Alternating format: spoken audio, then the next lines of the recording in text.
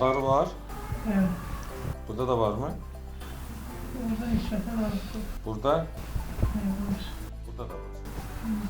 Deməli, Herkes orada var. deməli bax, L5 S1'də problem var. Sonra L4 L5'də var. Ama burada L3 L4'də var. Oldu mu? Burada da var mı? Yok orada. Deməli, yuxarı bel, aşağı döş fəqərələrində problem var. İndi bu sol tərəfdədir. Baxın, burada ağrı var mı? Dizde var dizde. Burada da var. L4 L5'dədir, dizdə də var. L4 L5'dədir deyə dizində ağrı var. Burada ağrı var mı? Burada da var mı? Bu onu göstərir ki, deməli, burada protruziyalar var. Bütün bel fəqərələrində protruziyalar. Belə ağrı yoxdur. Burada ağrı var. Pəncəni özünə çək. Aysa. Burada da var.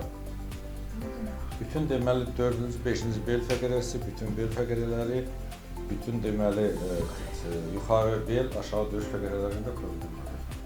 Ağrı parmaklarında da var. Barmaqlarında. Burada ağrı var mı? Burada ağrı var mı?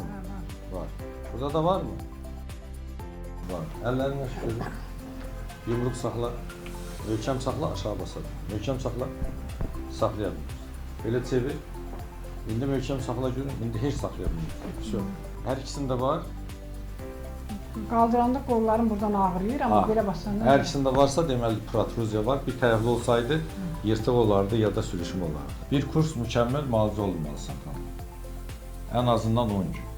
2 gün hazırlayacağıq, 3-cü gün korreksiya edəcəyik, bir də axırda korreksiya edəcəyik. Yavaş-yavaş ağrılarını yüngülləşdirməyə çalışacağıq. Burada ağrı varmı? Əlimin altında batırmı? Elə bir tikan kimi batır. Bu ağrılar adətən buradan başlayır çox vaxt. Başın ağrıları. Əksər vaxtı bu tərəfdən başlayır. Burada deməli, birinci fəqərənin atlasımızda smişin yer dəyişməsi var. Deməli, belə halda baş ağrıları, baş gicəllənməsi, migren, təzyiq, serebral sindromlar, nevroz, panik ataka və s. bunlar hamısı olur. Bu çalışacaq ki, bunların hamısını düzəldək.